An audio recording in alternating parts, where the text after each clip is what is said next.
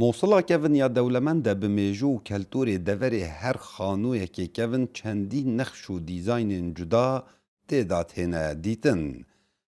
نقشن پنجر و درگهان که دستپیکا چرخ بیسته زور بیوان درست بوینه به نقشه که بالکش و بیب کار اینانا آمیرین لحیمی یان آمیرین کاره به درست کرینه.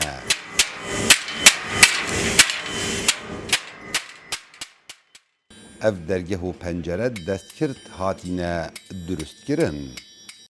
پشتی آزاد کرنا موصله و کاول کرنا بشک زوری خانوین کevin بشک حولاتیان دست به آوادان کرنا خانوین خواه کرینه لی هر سر دیزاینین کevin لو مانوکه داخازیه که اگجار زور لسر درگه و پنجرین کevin هیا. شبابيك الحديدية پنجرهین کevin نها درستکرنا وان تا راده که نمایه و تنه جماره که کم نها کار درستکرنا درگه و پنجرهین هسینی دکن جبر که درگه و پنجرهین بره لحیم تیدا نبو و آمیرین کاربه نبون پی درست بکن تنه آگر و هسن هاتن بکار آنین و نقش پی درست کرن. اختاريناها لأنه ما اف پنجره هلبجارتینه جبر حجه کرنا ما بو باو باپیران مجاره که دی و گراندن پشتی شر او جناف ورن و حمد بو خوده. صباح براوی یکم آسنگره لموصلا کevin کاری درگه و پنجران کتن به شوازه که kevin هر دمکی تو قصد جهوی بکی هست که کوتو لدسپیکا چرخ بیسته دجی.